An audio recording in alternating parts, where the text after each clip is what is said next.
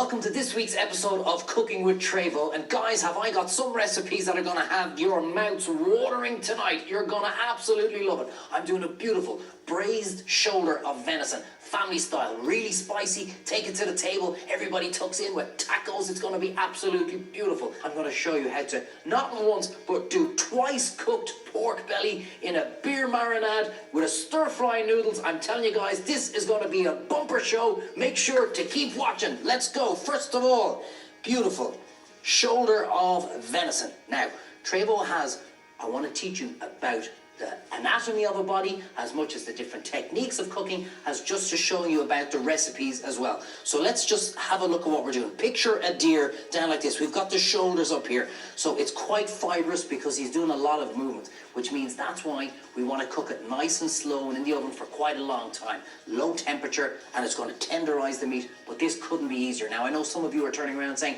Treyvaud, hang on a second. Where am I going to get my hands on venison? Well, you can get it at some very good butchers, but you can also get it in the local family markets as well. But even if you can't get your hands on the venison, I want you to try it with lamb, because shoulder of lamb is a joint of meat that should be used so much more often because it's just bursting with flavour, and you can do this the exact same way. So get down to your local butcher and get the shoulder of lamb if you can't find this. Now wait till you see how easy this is, right? I've got my tray here, and I'm just going to put in an onion or two, and we're going to just like that, nice and whole, put them straight in, roots and all.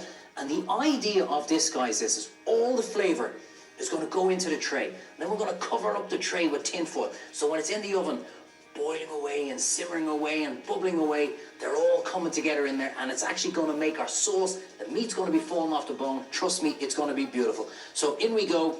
Couple of onions, don't worry about where they go. And just for a bit of variety, I'm also going to put in a red onion as well. So we slice that straight down, throw it in, and when you're doing low and slow, as we call it, or when you're cooking for a long time, you need liquid as well to kind of help it come along and steam the meat as well. It's going to be fantastic. A couple of cloves of garlic, guys, just slice them in half so that they release the flavour. And you know what? I know this is different. I know I don't normally use a lot of spice and all that, but this is just spice it up a little bit, something different. Trust me, try it. I guarantee, guys, you will absolutely love this dish. So throw in cloves of garlic with the skin and all on it, don't worry. And now, it's as simple as this, guys. Pick up the shoulder of venison, and just so we know, right, here's another little thing. You see here, guys, when you see a shank of lamb in the restaurant or a shank of venison, the shoulder, it's the foreshank, so it's much smaller. So when you're getting your shank of lamb or your shank of venison, it's the back leg, it's from the knee down. But there's a shank, beautiful, a lot more expensive, this one as well. But let's pop it in, doesn't matter, skin side up, skin side down, it doesn't matter at all. Into your tray. Now, let's have a little talk about our spices. I've got smoked paprika, and obviously it's going to give a nice smoky background, earth flavour to it. It's going to be lovely. We got fennel seed, toasted fennel seeds, and you can get these anywhere, guys. Trust me, any spice rack, you'll pick these up. Now, to give real fire, I've got cayenne pepper as well, and that's going to be in the background. You kind of be chewing away. Next minute you go, oh, what was that? It's a burst of heat. That's what this is. And last but not least, we got a little bit of chili powder as well, just to really kick it off. And also, that's the end of our spices, a beef stock cube, just because when all the liquid and all the juices are coming together, that's exactly what we're looking for. It's going to add in a beautiful flavour to it. So just crumble up your stock cube, and again, lads, like you keep telling me on Facebook or on our Twitter page, Twitter site at Irish TV, I'm loving the comments, keep them coming in, please. The recipes are so simple, Treyvaud, we can follow them, and I love to hear that.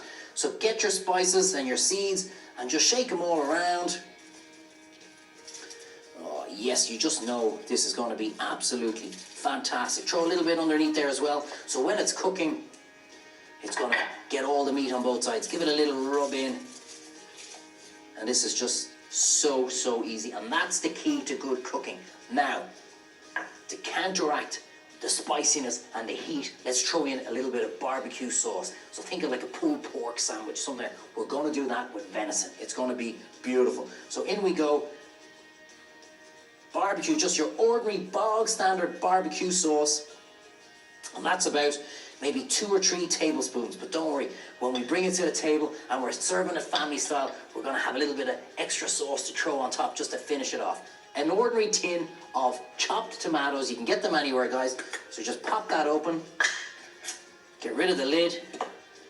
So you see what we're doing, guys? We're basically creating like a marinade, or we're creating a little bath, a little steam room that's going to cook the meat to perfection. And now we need a little bit of liquid red wine, or throw in water if you want, but the red wine and venison, red wine and red meat, it's a marriage made in heaven. So just fill up your can to rinse it, because we don't want to lose any of the tomatoes that's inside. And you might think, is that enough liquid there, Treyvaud? There's not an awful lot? Well, trust me, because we're going to wrap it. And we're going to cover it in tin foil. And when you cover it in tin foil, picture the tray inside of the oven. So that starts to steam, and the natural juices of the venison starts to come out. It's got nowhere to go. So it hits the top of the tin foil, turns back to steam, and goes back down and makes more and more juice. So we're creating our own juice inside, purely from the flavors that we have in there. And that's exactly what we want. So we're going to wrap this up. Now, normally I say 180 degrees Celsius, but we're going in at 160, maybe even 150, anywhere in between. And we're going to literally let that sit in there for 2.5 hours. Just let it sit there and do its thing. And you can even do this the night before. It'll be brilliant. So wrap it up.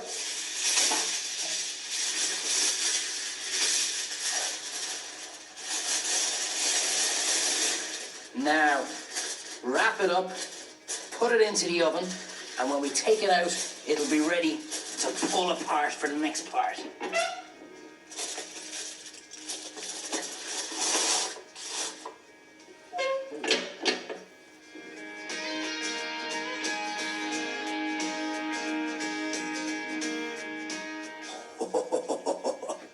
Guys, you know what? We've done it again.